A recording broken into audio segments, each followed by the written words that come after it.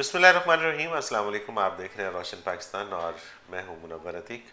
नाज़रीन मोहतरम, जैसा कि आप जानते हैं कि इस प्रोग्राम में मेरा साथ देते हैं एज एन एक्सपर्ट जनाब डॉक्टर मोहम्मद सलीम खान राव साहब। डॉक्टर मोहम्मद सलीम खान राव साहब के हवाले से मैंने गुज़श्ता कई प्रोग्राम्स के अंदर बताया कि आप बाय प्रोफेशन तो एक डॉक्टर हैं और डर्माटोलॉजिस्ट हैं, माहिर अमराज जल्द हैं। लेकिन उसके साथ साथ जो क्रेडिट के आपके मैं समझता हूँ कि जो असासा है ज़िंदगी का वो है खिदमत खल्क। उसके हवाले से मैं पहले भी इनके साथ एक प्रॉपर प्रोग्राम कर चुका हूँ जिसमें मैं दिखा चुका हूँ कि डॉक्टर मोहम्मद सलीम खान राव साहब किस तरह से लोगों की खिदमत करते हैं, किस तरह से लोगों को अपने पैरों पे खड़ा करते हैं। इल्म हुनर फाउंडेशन के बानी हैं और इल्म हुनर फाउंडेशन के अंदर बहुत सारे नौजवान लड़के लड़कियां हुनर सीखते हैं और फिर वो इस मुल्क की तरक्की में अपना किरदार अदा करते हैं। डॉक्टर साहब ने एक किताब लिखी क्योंकि जो भी अंदर से दुखी इंसान होता है इस मुल्क के लिए, इस मुल्क के अवाम के लिए, उसके कुछ जज्बात होते हैं जिनको वो किसी न किसी तरह से बाहर निकालना चाह रहा होता है। तो उन्होंने एक किताब की शक्ल में अपने सारे जज्बात इस आवाम के सामने रखे और वो किताब मेरे सामने है, रोशन पाकिस्तान। ये बड़ी मुख्तसर सी छोटी सी किताब है लेकिन इसमें बड़ी काम की और बड़ी बड़ी बातें इसके अंदर आपको मिलेंगी।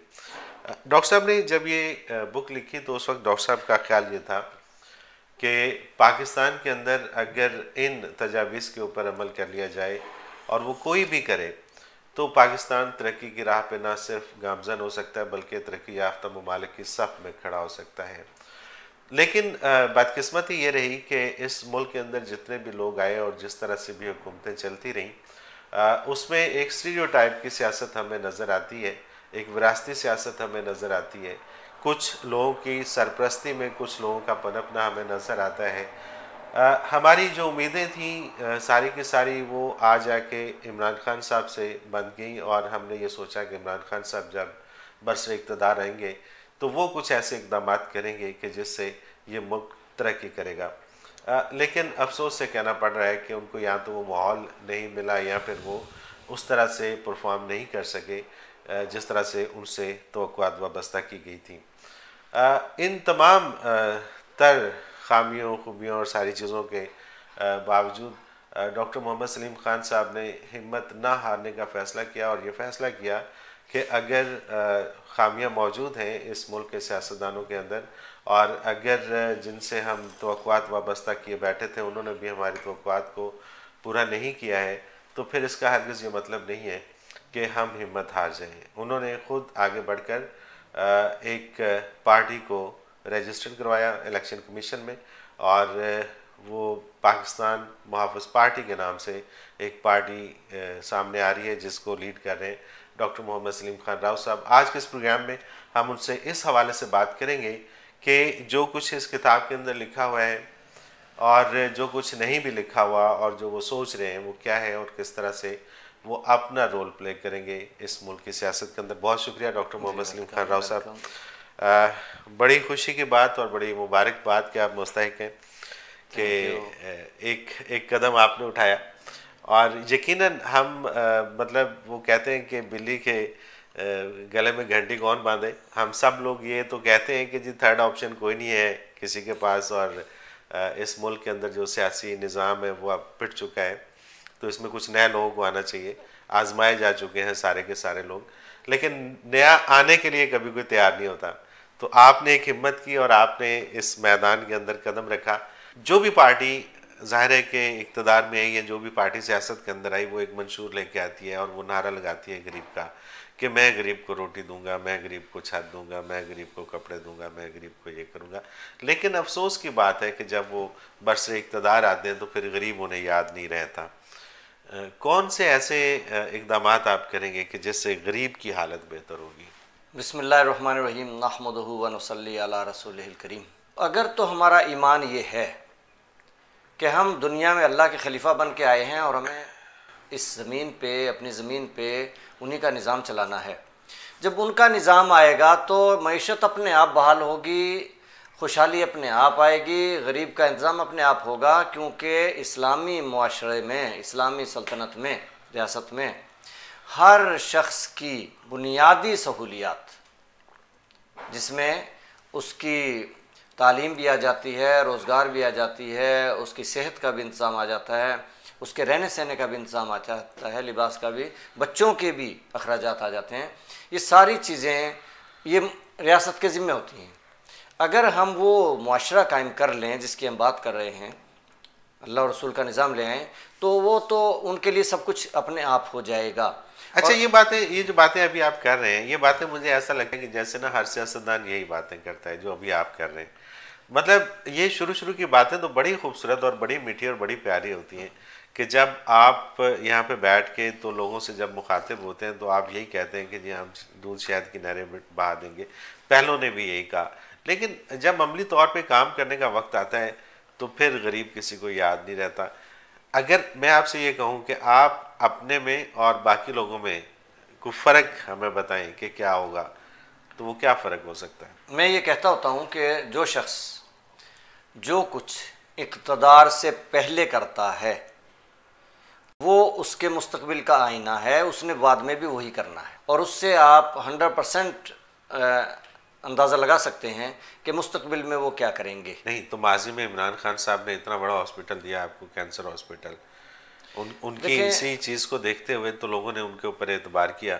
अब वो ये कहते थे, ये जो आप अभी बात कर रहे हैं ज़कात की, उशर की, तो जितनी ज़कात इमरान खान साहब ने इकट्ठी किया उनको भी यही लगता था कि अगर बंदा ठीक हो तो जिस तरह ज़कात बहुत सारी इकट्ठी होती है मेरे हॉस्पिटल के लिए, तो टैक्सेस भी ऐसे इकट्ठे होंगे, लेकिन अमली तौर पर ऐसा नहीं हुआ।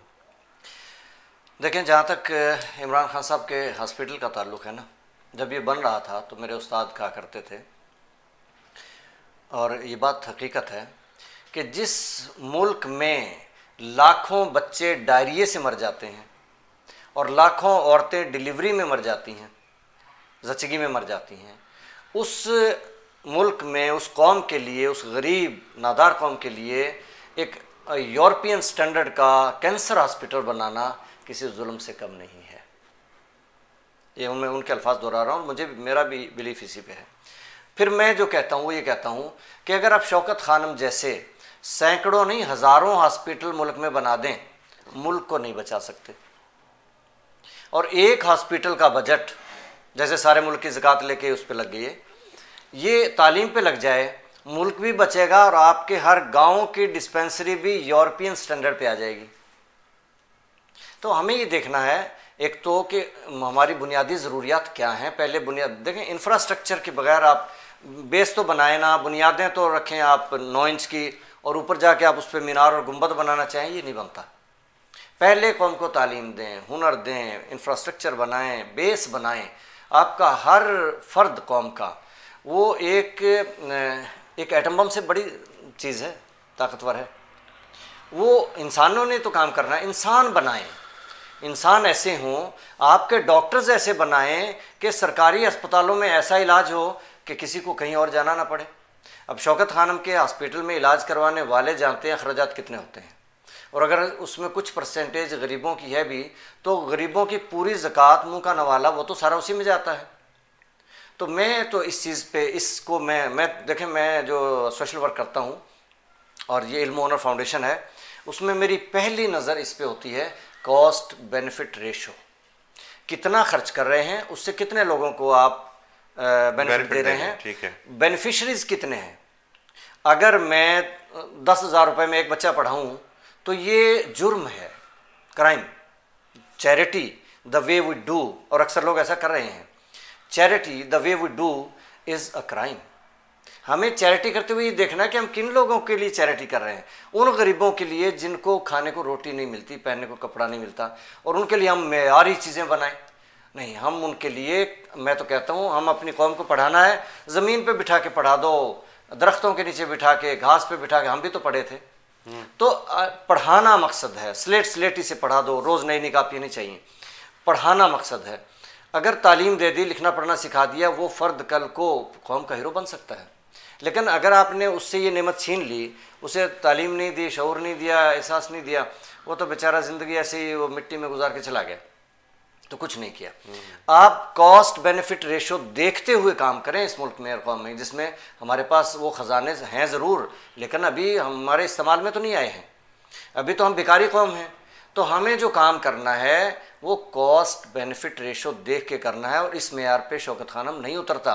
और जितने इन्होंने प्रोजेक्ट बनाए हैं, नमल यूनिवर्सिटी ले लें, कुछ भी ले लें, वो हमारी कौम के इस मेयार पे नहीं उतरते। हम गरीब कौम के अफराद हैं, हमें अपने वो हालात को मद्देनज़र रख के काम। लाहौर के अंदर जो दो एक मेट्रो और एक जो दूसरी ऑरेंज लाइन ट्रेन बनी है, आप अगर इक़्तिदार में होते तो आपके सामने ये ऑप्शन होता है कि मेट्रो बस सर्विस बनानी है या मेट्रो ऑरेंज लाइन ट्रेन बनानी है, तो आप ये दोनों मंसूबे करते हैं? नहीं, मैं बिल्कुल ना करता, और अभी भी मैं इसके हक़ में नहीं हूँ।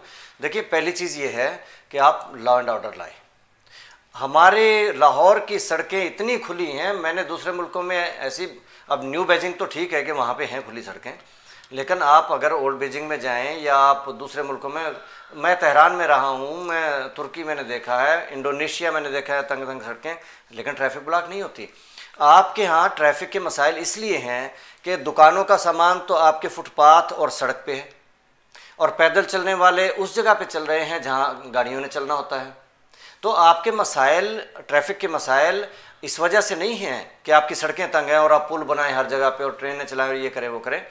आपके यहाँ लॉ एंड ऑर्डर नहीं है, आपका दुकानों का सामान वापस दुकानों में जाए, सड़कें आपकी खुली खुली, और इतनी लेन्स हैं हमारी, उसमें गाड़ियाँ चलें, और जो फास्ट ट्रैफिक है वो पहली लेन में चले, राइट साइड पे चले, टाइम नहीं लगेगा।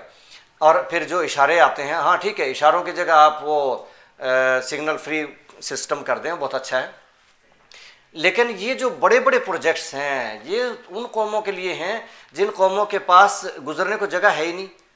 अब आप, हालांकि तेहरान में ये मैंने नहीं देखी, हमारे यहाँ तो इतनी खुली सड़कें हैं, हमारे यहाँ अभी ज़रूरत नहीं इन चीज़ों की, और लाहौर का हुस्न इसने ख़त्म कर दिया है। आपके जो खुले खुले मनाजर थे वो अब क्या है। और दूसरा, इसका जो बजट का आपके बर्डन है ख़जाने पे, आप सब्सिडी तो दे रहे हैं लेकिन ख़जाना तो खाली कर रहे हैं। आप उसको अगर उस मतलब ये कोई अक्लमंदी वाला मंसूबा नहीं था, ये एक फिजूल मंसूबा था। ऐसे मंसूबे जो शहनशाहाना मंसूबे हैं वो गरीब कौमों के लिए फ़िट नहीं आते। मुग़ल शहनशाहों ने जो किले बनाए थे और जो मस्जिदें बनाई थीं और जो ताजमहल बनाए थे, खूबसूरत हैं, इसमें कोई डाउट नहीं है, आज भी दुनिया देखती है, रश करती है। लेकिन उस भूख से मरती कौम के 20,000 अफराद 20 साल तक ताजमहल बनाने पे लगे रहे। आप ये तो देखें फिर उस कौम का अंजाम क्या हुआ। हम पहला काम वो करें कि ज़मीन पे बिठा के अपनी कौम को तालीम दें, ठीक है, मस्जिदों में बिठा के तालीम दें, 100% एजुकेशन करें, पहला टारगेट ये है। और मेरी इल्म ऑनर फाउंडेशन, आप उससे माजी से मेरा मुस्तकबिल देख सकते हैं। अच्छा, ये जब इस सतह के ऊपर जब शुरुआत होती है, जब इनिशियल स्टेज होती है, तो फिर ये सारी बातें जहन में होती हैं जी, तालीम 100% होनी चाहिए, इसका हेल्थ का निज़ाम ठीक होना चाहिए, ये जो बुनियादी ज़रूरियात हैं ये बिल्कुल होनी चाहिए। लेकिन जब बंदा इसे आगे किसी मनसब पे पहुंचता है, किसी जगह पे जाके बैठ जाता है, वो कोई भी मनसब हो जिससे इस मुल्क की तरक्की वाबस्ता है, तो वहाँ पे जाके प्रायोरिटीज़ चेंज हो जाती हैं लोगों की। मतलब वहाँ पे ये चीज़ जो है वो सेकेंडरी हो जाती है। वहाँ पे फिर ये आ जाता है जी, अमेरिका के साथ किस तरह से बात करनी है, चाइना के साथ देना है नहीं देना है, आपने रशिया को किस तरह से हैंडल करना है, आपने बाकी जितने ममालिक हैं उनसे सफारती ताल्लुकात आपके कैसे होने चाहिए, आपकी कुर्सी को जो थ्रेट्स हैं उनको आपने किस तरह से ओवरकम करना है, आपने किस तरह से जो आपके दुश्मन ममालिक हैं उनके साथ ताल्लुक, तो वो सारा फिर सोच और सारा महवर जो है सोच का वो उस तरफ चला जाता है, गरीब आदमी कहीं पीछे रह जाता है। देखिए, आप रहते हैं ग्लोबल विलेज में, ठीक है, आपने तमाम ममालिक के साथ डीलिंग तो करनी है, उसमें तो कोई सेकंड ऑप्शन नहीं है। अब आपने मुल्क में क्या करना है, उस वक्त तो कुर्सी की पड़ जाती है, दूसरे मुल्कों की तरफ से थ्रेट्स आती हैं, ये मसाइल घेर लेते हैं और आपके जो प्राइमरी मकासद थे वो बैकग्राउंड में चले जाते हैं। लेकिन ये उस सूरत में है कि आप अकेले काम कर रहे हैं तो आप ओवरबर्डन हो जाते हैं और आपने जो बुनियादें रखनी थी उनको भूल जाते हैं और जो करंट मसाइल होते हैं उनमें फंस जाते हैं। अगर आपने एक टीम बना ली और उस टीम में वो एक्सपर्ट पैदा कर लिए कि हर एक ने अपना अपना काम करना है और आपने उनको गाइडलाइंस देनी है, तो फिर आप कामयाब होंगे। अच्छा, ये जो बात आपने टीम के हवाले से कही है, ये बड़ी ज़बरदस्त बात है और मैं चाहूँगा कि इसके ऊपर हम मज़ीद बात करें और फिर और भी बहुत सारी बातें, चूँकि ये मुख्तसर सा वक्त है और इस मुख्तसर वक्त में ज़ाहिर सारी बातें नहीं हो सकती, तो हमें इसके लिए या तो हम वक्त को बढ़ा दें, लेकिन मजबूरी है कि यूट्यूब के ऊपर हमारा प्रोग्राम और उसमें हम वक्त का हमें बहुत ख्याल रहता है कि इतना ज़्यादा ना हो। हम इसी प्रोग्राम का तसलसल जो है वो अगले एपिसोड के अंदर उसमें जाएंगे और उसमें आपसे मज़ीद कुछ चीज़ें जानेंगे और ये जो टीम के हवाले से बात है इसके ऊपर बात करेंगे। आपका बहुत शुक्रिया, आपने वक्त दिया, आप हमारे साथ रहिएगा। नाज़रीन मोहतरम, आपसे हम इस प्रोग्राम में इजाज़त चाहेंगे। इंशाल्लाह इसी प्रोग्राम का तसलसल जो है वो अगले एपिसोड में आपके सामने पेश करेंगे। तब तक मुनव्वर अतीक को इजाज़त दीजिए। अल्लाह हाफ़िज़।